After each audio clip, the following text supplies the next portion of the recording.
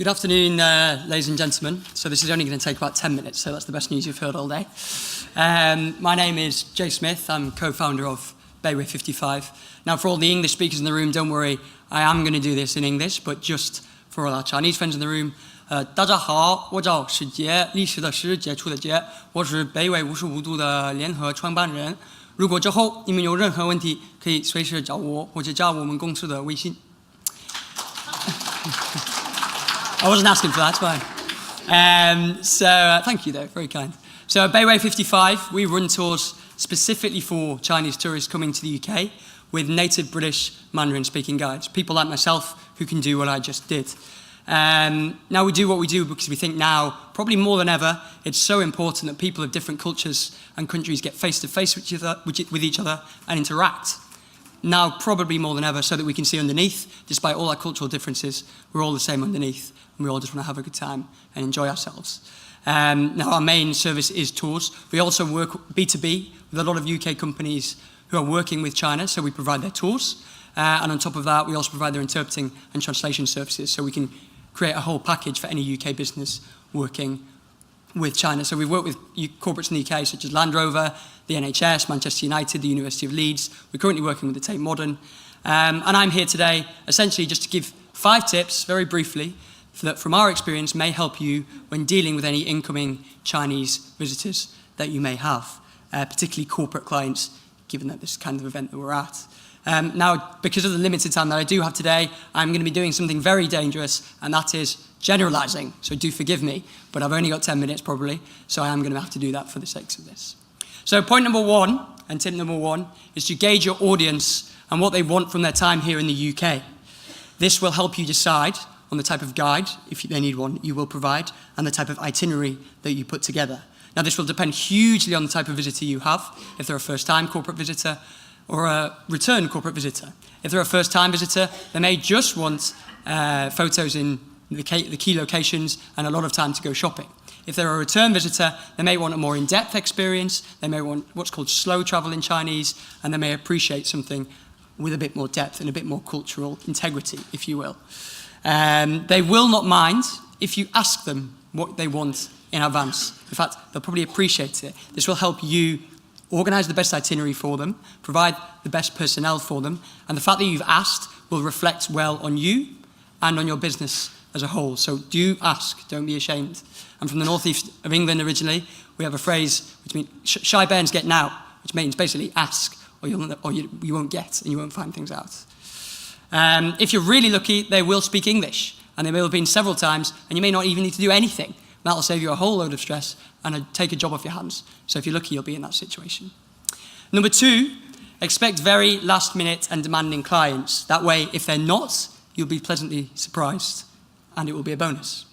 Now, you can plan, in our experience, to your heart's content, but with certain clients, in particular high-end VIP clients and corporate visitors as well, particularly VIP clients, you can put an itinerary together and they will change it in a heartbeat over breakfast.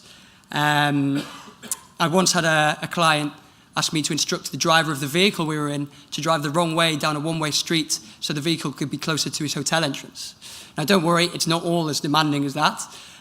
You will get very odd requests like that. And even more importantly, don't worry if you can't provide everything that they're asking for. They will appreciate the efforts that you are going to, even if you can't quite reach that level with the demands that they put to you. And some of them, in our experience, are just nigh on impossible.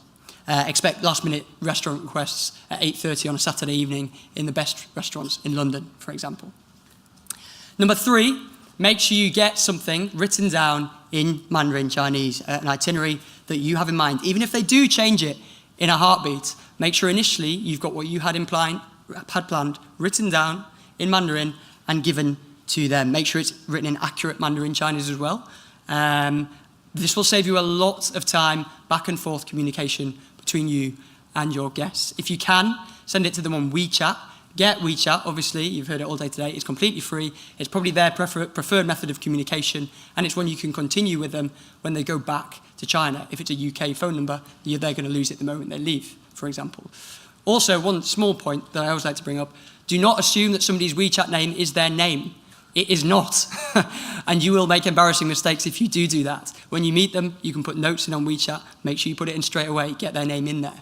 Don't make that mistake. I've made it before. It's embarrassing. Number 4, get to know the best Chinese restaurants in your area and where you are visiting. Now, this isn't your favorite Chinese restaurant. This is the most authentic mainland Chinese restaurant that you know in your area. A lot of this, for the Westerns in the room, you may never have tried this food, in which case you're very lucky because there's a whole world of unbelievably delicious food waiting for you to try. Just make sure you know where they are at. If you're lucky, they may only want Chinese food a few times. If you're unlucky, they're going to want it every single meal, all across the UK, and they may even bring spicy sauce with them to breakfast to have with their toast and cornflakes. So it will just depend on the type of Chinese client you have coming to visit you. Off the top of my head, if you want a couple of recommendations, if you want something very authentic, not necessarily the classiest place, but a good level and very authentic, there's a place called My Old Place in Liverpool Street. It's my old personal Chinese restaurant in London, my favourite, I should say. If you want something high-end, obviously you've got the Shard and the Hutong, or Hakkasan have a few branches, one in Mayfair, and that's if you're really wanting to impress, and that's, in our experience, locations that have worked for us. If you need any more recommendations at all, just come and find us. We've got a stand downstairs, or just send us an email. We'll happily send through the list that we've got of the hidden gems that we found across the UK. And number 5, finally, most importantly, beneath all the chaos and carnage that there may or may not be during the visit of your Chinese guest, expect to meet some of the kindest, warmest, and friendliest people on the planet. In our experience, despite the huge cultural, language, and general differences on life as a whole and business, Chinese people are some of the friendliest and warmest people you will ever meet, and it is a privilege to work with them. So brace yourself for a bit of hecticness, but brace yourself to make some friends as well along the way. And that's it. 5 tips. I hope you can take one thing out of those 5 tips. If you need any more information or you just want to ask any questions, we're downstairs. Thank you for your time. 谢谢大家的关注. I hope there's one thing you can take from it. And get in touch if you have any more questions about hosting any Chinese. I wish you the very best of luck with any incoming Chinese that you may have, and a very happy weekend to all of you. Thank you.